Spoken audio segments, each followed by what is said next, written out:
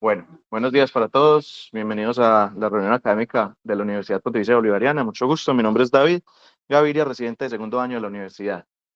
Agradecer especialmente al doctor Álvaro Duarte, cirujano hepatobiliar del Hospital Pablo Tobón Uribe, por su asesoría y guía para la formulación de esta charla. El día de hoy nos corresponde hablar sobre las derivaciones bilioentéricas. Lo primero que tenemos que saber o que tenemos que tener presente en las derivaciones bilioentéricas es la anatomía. En las vías biliares tenemos una división. Hay unas vías biliares intrahepáticas y unas extrahepáticas. La vía biliar intrahepática está formada por unos conductos biliares intrahepáticos que van a confluir para formar un conducto hepático izquierdo y un conducto hepático derecho. El conducto hepático derecho drena lo que serían los segmentos 5, 6, 7 y 8, mientras que el conducto izquierdo va a drenar lo que serían el segmento 2, el segmento 3 y el segmento 4. Como datos importantes de esta parte de las vías biliares es que la vía biliar, el conducto hepático derecho es corto y suele estar completamente intrahepático, mientras que el izquierdo tiene un trayecto extrahepático y es un poco más largo. Estas son unas variaciones de lo que podría ser la confluencia de los hepáticos. Saber que la mayoría de variaciones o lo que se considera la anatomía normal, que está alrededor del 70%, menciona que hay una comunicación entre el conducto hepático izquierdo y el conducto hepático derecho para formar esa confluencia a nivel del hilio hepático. Sin embargo, hay variaciones donde lo que pasa es que el conducto o los canalículos que se forman posteriores o anteriores pueden llegar directamente al o tener una comunicación con el conducto cístico, incluso comunicación con la vesícula, y momentos donde el conducto posterior puede comunicarse más adelante para formar ya la confluencia. Esto es importante para saber en el plano de disección cuáles son las posibilidades que podríamos presentar al momento de realizar una anastomosis.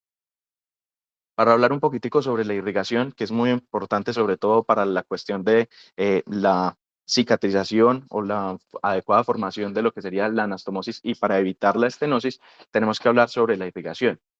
Se dice que que el conducto hepático común tiene tres porciones: una porción que es supraduodenal, una, una porción que tiene un eje axial o una vasculatura axial, y una porción que es retroduodenal. La porción retroduodenal se va a irrigar por lo que sería la arteria pancreática y también por la gastroduodenal, mientras que la porción superior se va a irrigar por lo que serían las ramas de la arteria hepática, tanto derecha como izquierda, mientras que la porción de la mitad va a estar irrigada, como había mencionado previamente, por un eje axial, principalmente por dos arterias que pasan por la porción lateral y medial, que son conocidas como la arteria de las 3 en el reloj y la arteria de las 9 del reloj, que van a formar como un plexo de alrededor de 8 arterias o 8 arcos anastomóticos para poder dar toda la irrigación en la mayoría de su extensión. Se dice que la porción inferior o las ramas inferiores van a brindar alrededor del 68% de la irrigación, mientras que la porción superior va a generar aproximadamente el 32% de esta vasculatura. Esto es muy importante porque se dice que entre más arriba se haga la anastomosis, más riesgo tiene de estenosis por esa disminución en el flujo. Ahora bien, tenemos que decir cuál es la definición de una derivación bilientérica. Entonces, una derivación es el establecimiento de una conexión, y en este caso estamos hablando de una conexión que se hace en el árbol, entre el árbol biliar y el tracto digestivo, buscando que se genere una redirección de lo que sería el flujo biliar. Las clasificaciones que se presentan, específicamente encontramos dos. La primera es cuál es su objeto o intención. La primera podría ser con una objeción, un objeto o una intención paliativa, o también podría ser de aspecto curativo. Y lo otro, o la más importante, es la relación que tiene nuestra anastomosis con el árbol biliar. Acá la división empieza con unas técnicas que son intrahepáticas, que ya no se utilizan tanto como se utilizaban en el pasado, pero se utilizan aún en cirugía hepatobiliar, sobre todo cuando hay alteraciones en la confluencia de los hepáticos, que sería la intrahepatoyeyunostomía izquierda, que hay dos técnicas: la técnica de Longmire y la técnica de Doglotti, la hepaticoyeyunostomía izquierda o técnica de HEP, y la intrahepaticoyeyunostomía bilateral, que es la técnica de HES. Para la parte extrahepática tenemos dos divisiones, una que son las proximales y otras que son las distales. Las distales no se utilizan tanto, que es la que se conoce como esfinteroplastia, y en las proximales son las que se utilizan de manera más común, que acá específicamente está donde vamos a hacer énfasis, que es la hepaticoyeyunostomía, y también unas variaciones, la que se utilizaba hace más o menos 10, 15 años, que era la coledocoduodenostomía laterolateral, y también la colecistoyeyunostomía. Ahora bien, ¿cuáles son las indicaciones para hacer una derivación bilioentérica? Lo primero es algún tipo de neoplasia, una neoplasia que puede estar ubicada en la región pancreática, en la región periampular o incluso neoplasias de la confluencia de los hepáticos. También, o lo que más ampliamente conocemos, que serían las lesiones de vías biliares, las fallas en la reconstrucción de vías biliares, estas son las cirugías que se conocen como RIDU, que son técnicamente complejas, las estenosis extensas de la vía biliar, que puede ser por un tejido inflamatorio o por una causa neoplásica, y los trastornos inflamatorios de la vía biliar, que aquí específicamente estamos hablando de la esclerosis. Ahora, como algo fundamental que quiero que quede en esta charla y que hablan los diferentes artículos, eran los principios para que tengamos una adecuada anastomosis.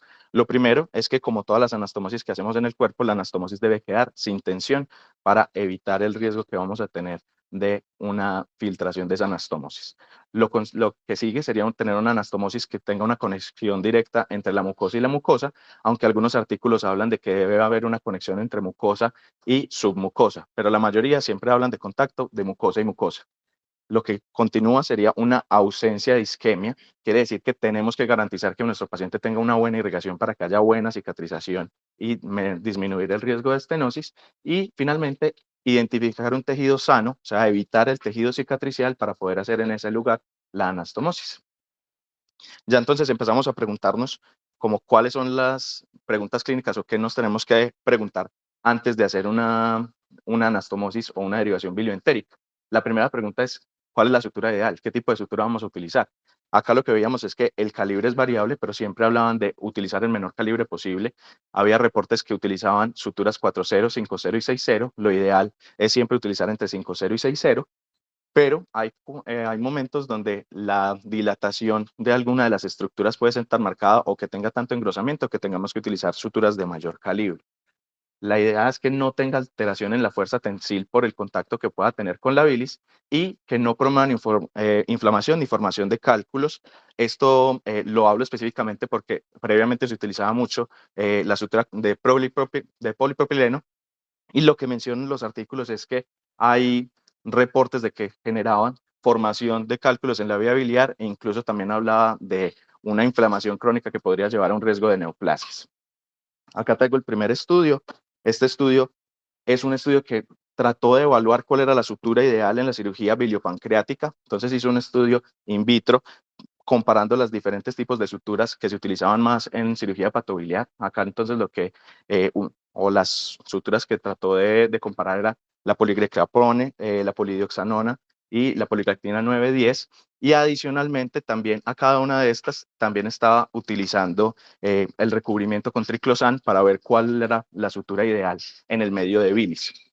Lo que vieron es que haciendo el comparativo de pacientes que tenían bilis estéril o bilis contaminada, había un cambio entre unas y las otras. En la tabla que están viendo a su mano izquierda, podemos ver que es la fuerza tensil que se tiene a los 7 días. Aquí lo que estaban viendo es que el Bicril en el terreno estéril mantenía una fuerza tensil a los 7 días, en el contaminado bajaba, pero seguía siendo superior al resto de suturas. Pero en la siguiente tabla, la que ven a mano derecha, estaban evaluando lo que sería a 21 días, y en esos 21 días lo que vieron era que el Bicril se mantenía bien cuando era terreno estéril, pero cuando era terreno contaminado disminuía mucho su fuerza tensil, mientras que el PDS mantenía esa fuerza tensil. Acá, en la foto de la derecha, en el cuadro 4, están viendo cómo se veía las suturas por microscopía en el medio que estaban, o en el medio in vitro con bilis estéril, y en el cuadro de la izquierda lo que están viendo es una referencia o un delta para ver cómo era la fuerza tensil en el momento en el que se aplicaba o se ponía la sutura y comparaban a 7 y 21 días, y lo que pudieron ver es que el PDS mantenía o tenía un delta menor en comparación con el resto de suturas, por lo cual la conclusión de este estudio mencionaba que el PDS es la sutura ideal para utilizar tanto en cirugía biliar, incluso también lo sugerían en cirugía pancreática. La siguiente pregunta que nos hacíamos era, ¿cuál es la técnica de sutura que se tiene que implementar para hacer la anastomosis? Y aquí hay dos preguntas, si se hace con puntos simples o sutura interrumpida, o si se hace una sutura continua. Entonces acá hay varios estudios.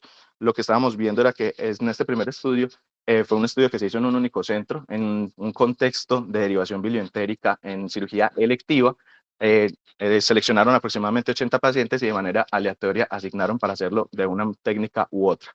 Lo que vieron en este estudio es que únicamente el dato o la relevancia que tenía estadística en este punto era el tiempo que se tomaba para hacer la anastomosis.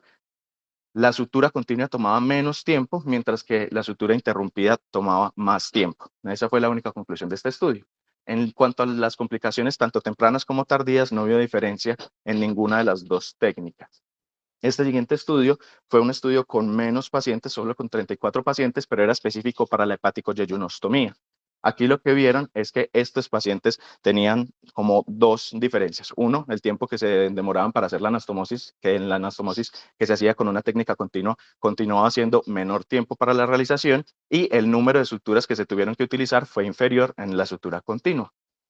Y finalmente, este es como el estudio que es específico de hepaticoyeyunostomía y que tiene mayor cantidad de pacientes, que son 556, y aquí lo que vieron fue lo mismo. El costo era mayor por el mayor uso del número de suturas, la duración de la anastomosis siendo inferior en la sutura continua, pero particularmente en este estudio mencionaban que la sutura interrumpida tenía mayor tasa de filtración biliar en comparación con la sutura continua. Digamos que este fue como el único hallazgo diferente a los estudios previos. Otra de las preguntas que nos habíamos planteado era, cuando se hace una Y de Rux, si el asa de yeyuno se debe pasar retrocólica o antecólica. Realmente no encontré ningún estudio con la fuerza estadística para traerlo y para mostrarlos. Lo que mencionaba o hablábamos con el asesor era que el cirujano puede elegir como la técnica que desee. Lo más común es hacerlo retrocólico, con el riesgo de que presente más reflujo, pero lo importante es mantener los principios donde no debe quedar con tensión la anastomosis. Para la parte de los abordajes, entonces tenemos actualmente 4 tipos de abordajes. Tenemos el abordaje abierto, que es el tradicional, el abordaje laparoscópico. Ya desde aproximadamente el 2002 estamos hablando del abordaje robótico, e incluso ya actualmente ya también hablamos del abordaje endoscópico.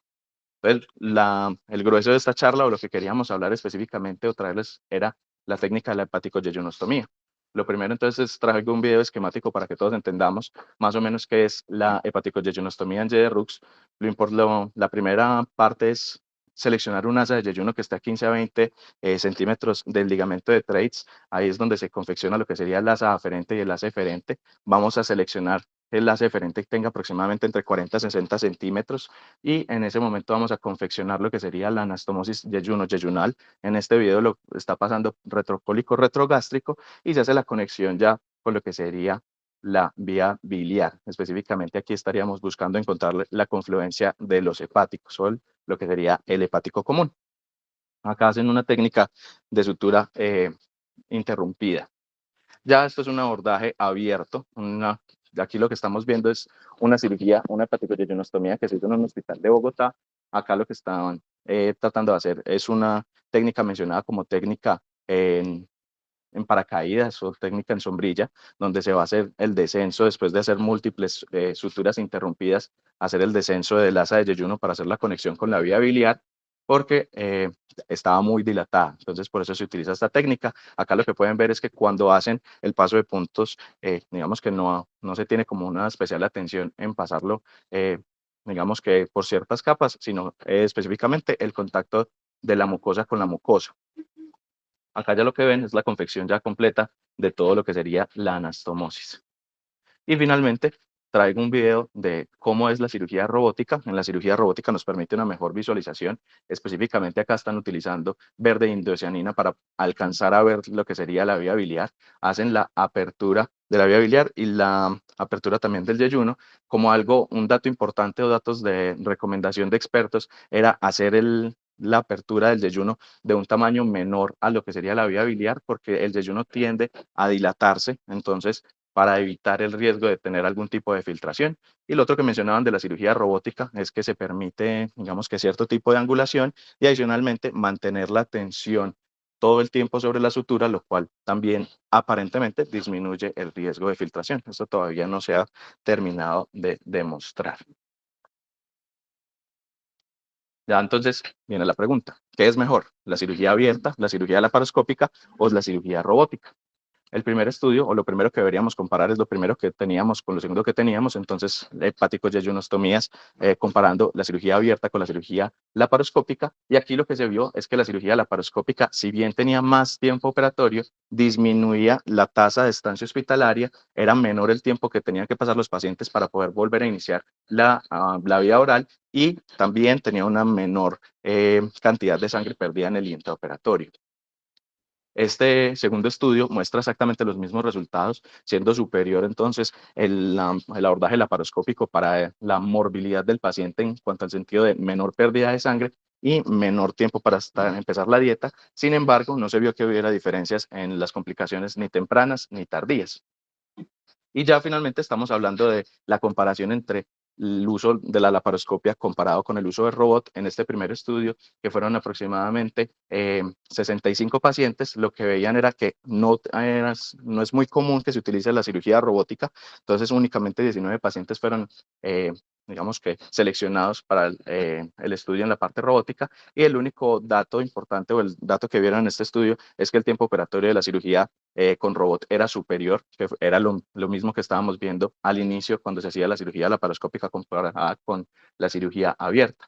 Y este fue el artículo, digamos que más reciente, que se hizo en el 2018, y aquí lo que vieron es que no había diferencia en complicaciones, incluso tampoco en el tiempo que se considerara estadísticamente significativo entre la cirugía robótica y la cirugía por laparoscopia, por lo cual en la conclusión de este estudio lo que mencionaban era que cuando se dominara la técnica robótica y se mantuviera la tensión, incluso consideraban que iban a presentar menos complicaciones relacionadas con la filtración de las anastomosis.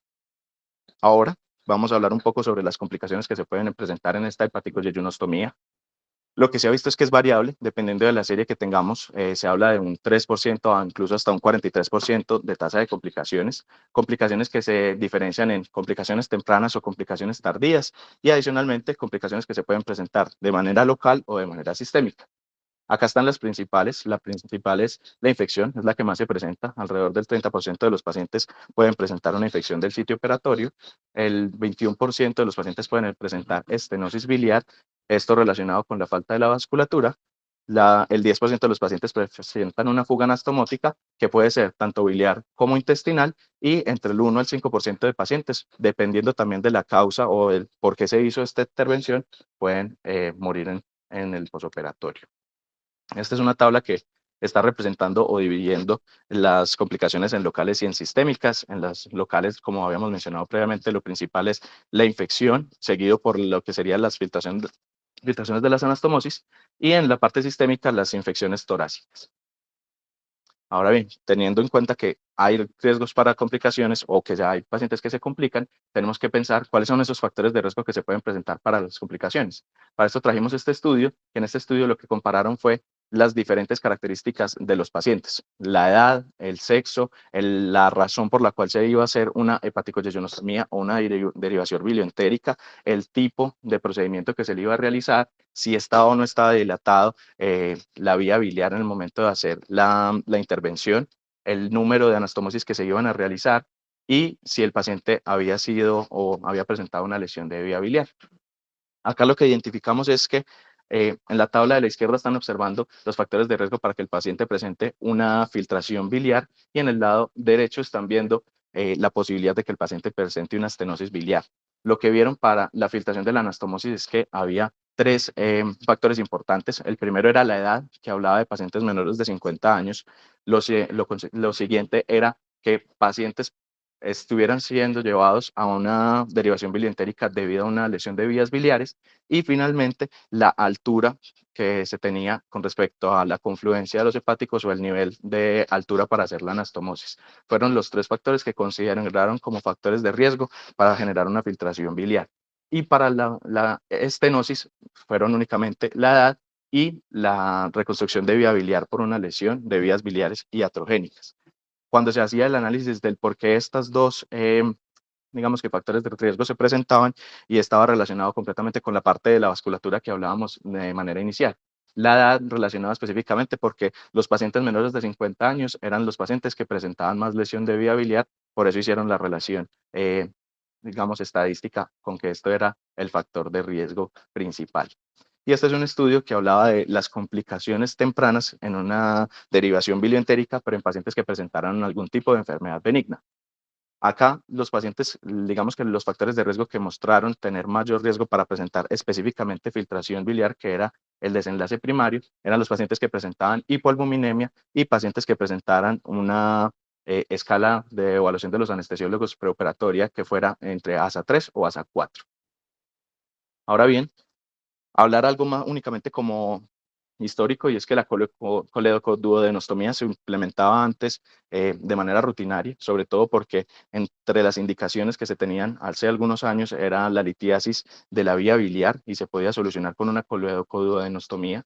Digamos que lo ideal es ya no tratar de no utilizar este tipo de intervención por las complicaciones asociadas, y esas complicaciones son la colangitis recurrente, la estenosis, el reflujo que se genera por el líquido que se encuentra en el duodeno, que tiene un componente ácido muy importante, y estos últimas dos, que sería el riesgo de colangiocarcinoma, que hay varios reportes de casos que mencionan que por la inflamación crónica que se presenta secundario al cambio anatómico que se genera en la coledocoduodenostomía, hay pacientes que presentan hasta el 7.6% más de riesgo para generar un colangiocarcinoma. Y adicionalmente, algo que tanto médicos generales como residentes de cirugía general tenemos que estar atentos si conocemos este antecedente quirúrgico del paciente, que es el síndrome del sumidero.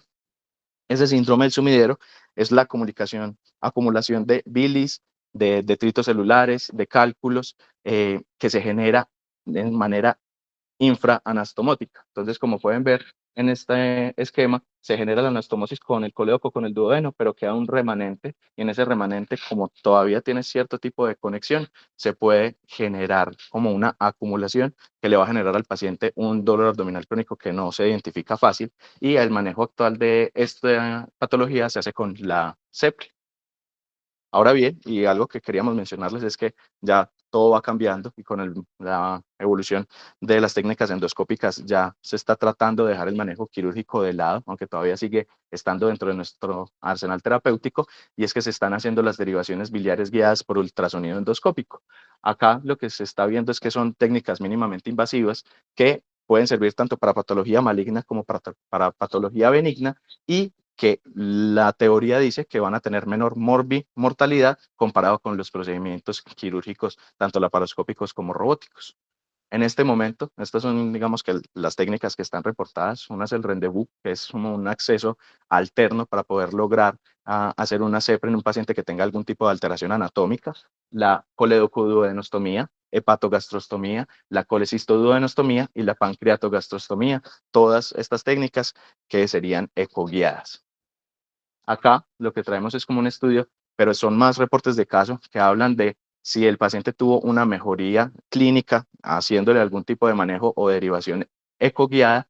La mayoría de estudios reportan que tuvieron el 100% de tasa de éxito, pero esto no viene sin complicaciones. Acá también mencionaban que varios de los pacientes presentaron tanto complicaciones tempranas como complicaciones tardías. Las complicaciones más relevantes era que teníamos pacientes con perforaciones. Entonces, todavía faltan más estudios y estudios comparativos con las técnicas quirúrgicas para definir cuál va a ser el futuro de las derivaciones bilioentéricas. Como conclusiones, hay múltiples indicaciones, tenemos que conocer esas indicaciones para saber a qué paciente le tenemos que hacer algún tipo de derivación bilioentérica. Hay unos principios establecidos, los 4 principios fundamentales que nos van a mejorar la tasa de éxito para las anastomosis o las derivaciones bilioentéricas. La hepaticoyeyonostomía definitivamente, y ya está estudiado, es la técnica que tenemos que tener como técnica de elección. Entonces lo ideal sería tener la mayor exposición posible a este tipo de técnica, y tenemos que estar haciendo una vigilancia tanto en las complicaciones tempranas como en las complicaciones tardías. Los invitamos a nuestra próxima charla, hemicolectomía derecha oncológica por el cirujano general. ¿Cómo lo estamos haciendo? Por la doctora Carolina Sánchez, que sería el 17 de febrero, el próximo lunes. Muchas gracias.